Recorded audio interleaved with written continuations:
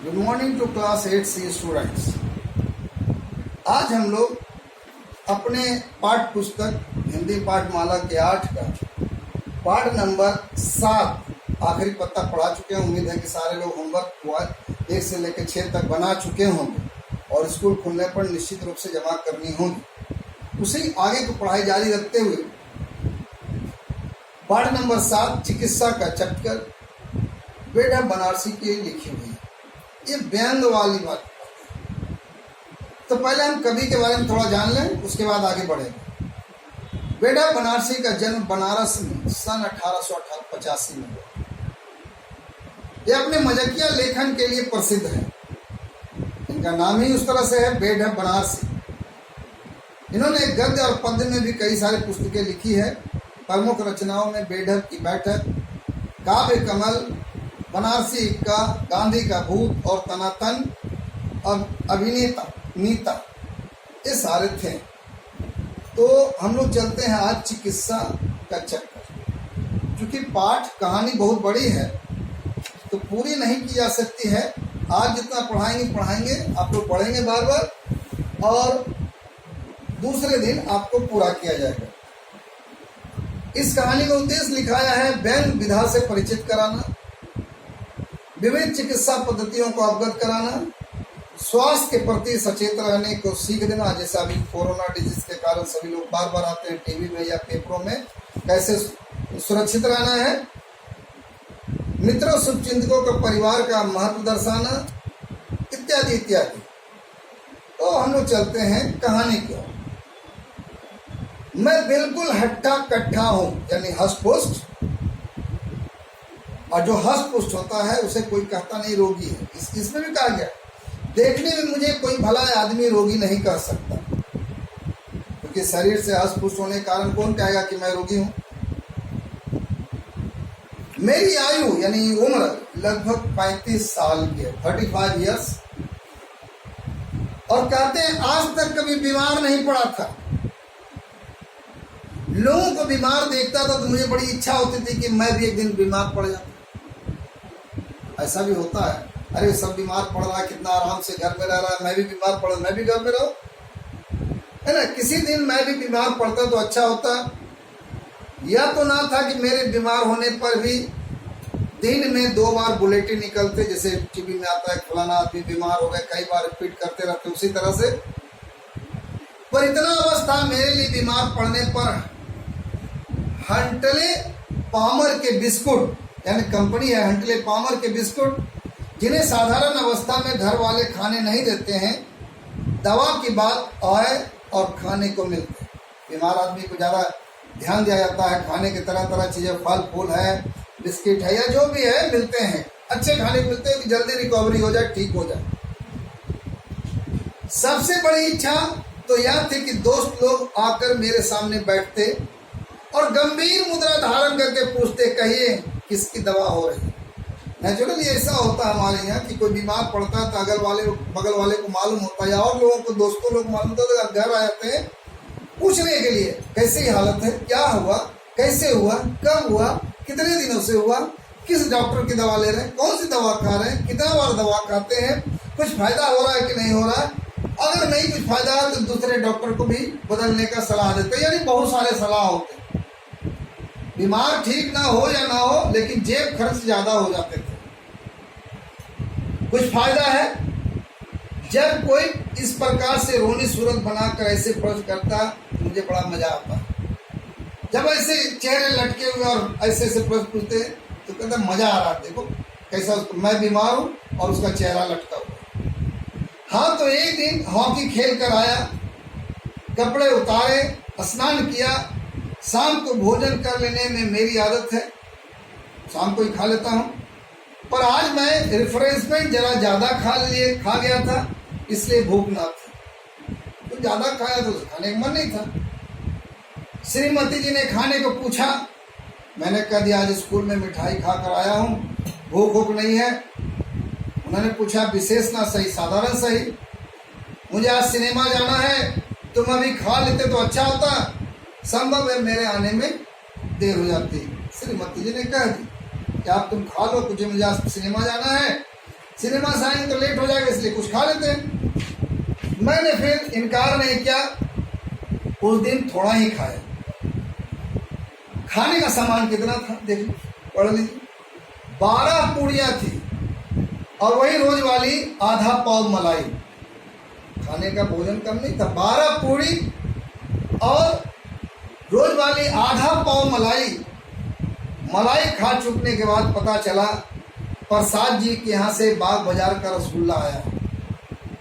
मलाई जब समाप्त हो गया तो ये भी पता चला कि प्रसाद जी कोई बगल में है, वहां से रसगुल्ला आया है। रस तो होगा ही, रसगुल्ले खा गए तो रस तो बचा नहीं होगा।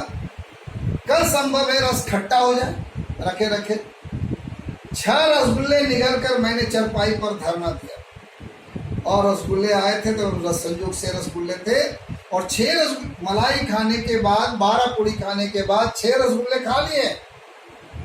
3 बजे रात को नींद खुली, नाभि के नीचे दाहिनी और पेट में मालूम पड़ता था कोई बड़ी बड़ी सुइयां लेकर पूछ रहा था। 3 बजे रात सो गए, 3 बजे रात में लगा कि नाभि के नीचे पेट में कोई सुई भोंक रहा है, परंतु मुझे भय नहीं मालूम हुआ क्योंकि ऐसे समय में औषधियों का राजा, रोगों का रामबाण, अमृत धारा की एक शीशी सदा मेरे पास। लेकिन मुझे डर नहीं हुआ। क्यों नहीं डर हुआ? कि हमेशा दवा रखता था, औषधियों का राजा, रोगों का रामबाण, अमृत धारा की शीशी रखता था।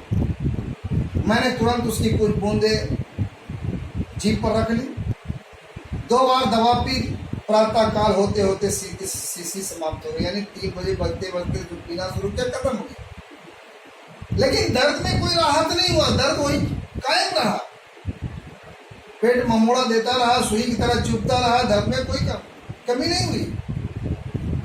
प्रातः काल एक डॉक्टर के यहाँ आदमी भेजना पड़ा, भाई ठीक नहीं हो रहा तो डॉक्टर को बुलाओ। राय बहादुर डॉक्टर विनोद बिहारी मुखर्जी के यहाँ बड़े नामी डॉक्टर, राय बहादुर डॉक्टर विनोद बिहारी मुखर्जी के यहाँ बड़े नामी डॉक्टर हैं। पहले जब प्रैक्टिस नहीं चलती थी तब आप लोग के यहाँ मुफ्त जाते थे, यानी कोई पेशेंट नहीं आता था, ग्राहक नहीं होते थे तो घर घर जाकर के इलाज करते थे मुफ्त।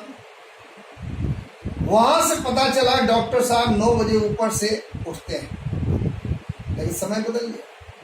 डॉक्टर साहब छत के ऊपर सोते हैं, 9 बजे से पहले नहीं उठते हैं, इससे पहले वह कहीं जा नहीं सकते हैं जब तक 9 बजे उठे नहीं। लाचार दूसरों के पास आदमी भेजना पड़ा क्योंकि 9 बजे से पहले उठना नहीं था और जाते नहीं थे, दूसरे आदमी के पास भेजना पड़ा।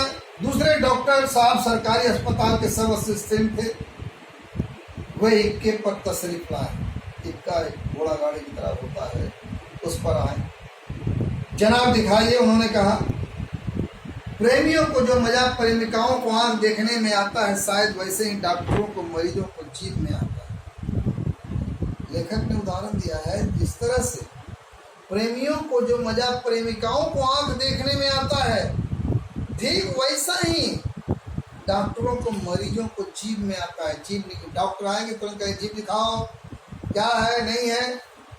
देखने के बाद डॉक्टर महोदय मुस्कुराए, मनी मन मुस्कुराए, बोले घबराने की कोई बात नहीं है, दवा पीजिए, 2 खुराक पीते पीते आपका दर्द गायब हो जाएगा, जैसे हिंदुस्तान से सोना गायब हो रहा है।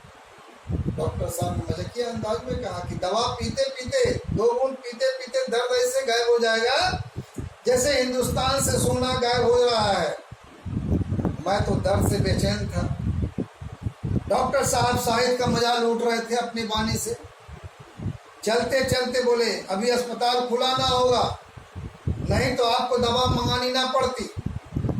खैर, चंद्रकला फार्मेसी से दवा मंगवा लीजिएगा, वहाँ ताज़ी दवाइयाँ मिलती है। लो, दवा भी ताज़ी होती है, पहली बार सुनने को मिला।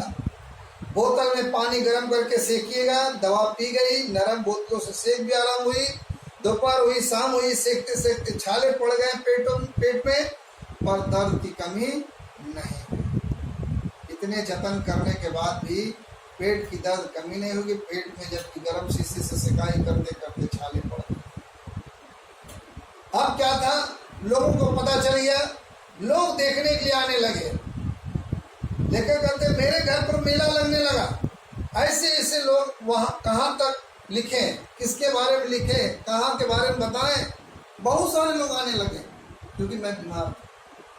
हाँ, एक विशेषता थी, जो आता एक न एक नुस्खा अपने साथ लेकर, जो भी आता था, अरे ये दवा क्या खा रहे हो, ये दवा खाइए ना, मेरा भी हुआ था, मैं खाया ठीक हो गया, ये दवा ली है, दूसरा बता रहे वो सब बेकार है, ये दवा खाइए ना, निश्चित रूप से आप ठीक हो जाएंगे। तो जितने लोग आते उतने तरह के दवाई, तरह तरह के उपाय, तरह तरह के नुस्खा बता करके चले जाते। किसी ने कहा जी कुछ नहीं होगा, पिला दो, किसी ने कहा नहीं चूना खिला दो, कुछ पिला दो तो चूना भी खिला दो। खाने के लिए सिवा जूते के और चीज बाकी नहीं रह गई, बाकी सब कुछ खिला चुके।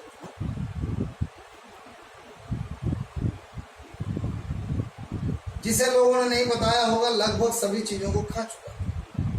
यदि भारतीय सरकार को मालूम हो जाए कि देश में इतने डॉक्टर हैं तो निश्चय सारे मेडिकल कॉलेज तोड़ दिए जाएंगे। इतने खर्च करने की क्यों आवश्यकता पड़ेगी। यदि सभी आम आदमी डॉक्टर बन जाए और इतना सलाह दें और इसकी सलाह से आदमी अगर ठीक होने लगे तो फिर कॉलेज की जरूरत, मेडिकल कॉलेज की जरूरत क्या है, डॉक्टर की जरूरत क्या है। और यहाँ दर्द की वह दर्दनाक हालत थी कि क्या लिखूं, दर्द जरा भी कम नहीं होगा। मुझे भी कुछ बोलना ही पड़ता था लाचार होकर के इन लोगों के नुस्खे के कारण। ऊपर से पान और सिगरेट का चपत अलग, जो आते भैया पान खिलाओ, भैया सिगरेट क्या लाओ जब देखें कैसा है। वो खर्च अलग हो रहा था लेकिन मेरा दर्द दूर नहीं हो रहा था। दर्द में क्या कमी हो समझ में नहीं आ रहा। आखिर में लोगों ने कहा तुम कब तक इस तरह पड़े रहोगे, किसी दूसरे की दवा करो, हटाओ इसको। लोगों की सलाह डॉक्टर चूहा नाथ कतरजी को बुलाने की सलाह हुई। लोगों ने कहा नहीं, डॉक्टर चूहा नाथ कतरजी को बुलाया जाए। चूहा नाथ कतरजी, चूहा नाथ जो चूहा काटने का काम करते हैं। आप लोग डॉक्टर साहब का नाम सुनकर हंसेंगे, क्यों नहीं हंसेंगे, क्योंकि चूहा और काटने का काम वही करता है, इसलिए चूहा नाथ कतरजी। पर यह मेरा दोष नहीं है, डॉक्टर साहब के माँ बाप का दोष है जिसने नाम रखा। यदि मुझे उनके नाम रखना होता तो अवश्य कोई साहित्य नाम रखता, परंतु ये यथा नाम तथा गुण, जैसा नाम वैसा ही इनका गुण भी था, इसलिए नाम सही था। आपकी फीस 8 रुपये थी, डॉक्टर जो देखने आता था, और मोटर का 1 रुपया अलग से उसका भाड़ा। आप लंदन के FRCS डिग्री प्राप्त डॉक्टर थे। कुछ लोगों का सौंदर्य रात में बढ़ जाता है, डॉक्टरों का फीस भी रात में बढ़ जाता है। खैर डॉक्टर साहब बुलाए गए, आते ही हमारे हाथ पर रहम किया, बोले मिनटों में दर्द गायब हो जाता है, अभी तुरंत थोड़ा पानी गर्म करवाइए। डॉक्टर साहब ने कहा अभी तुरंत दूर हो जाएंगे, पानी गर्म करवाइए, तब तक ये दवा मंगवाइए। और एक दवा बाजार से मंगवा ली। एक पुर्जे पर उन्होंने दवा लिखी, पानी गर्म हुआ, 2 रुपये की दवा आई। डॉक्टर बाबू ने तुरंत एक छोटी सी पिचकारी निकाली, उसमें एक लंबी सी सुई लगी हुई थी। पिचकारी दवा भरी और पेट में वो सुई कोंच कर दवा डाली, यानी पेट में सुई को भोग करके सारा दवा उसने डाल दिया। क्योंकि पार्ट बहुत बड़ा है, संभव नहीं है कि पूरा आज बता दिया जाए। आप पहले से बार इतना तक पढ़ लें, फिर कल आपको पूरा पढ़ाया जाएगा, है ना। उसके बाद आपको वर्क दिए जाएंगे। तब तक इतना ही तक, घर में रहिए, सुरक्षित रहिए। थैंक यू, धन्यवाद।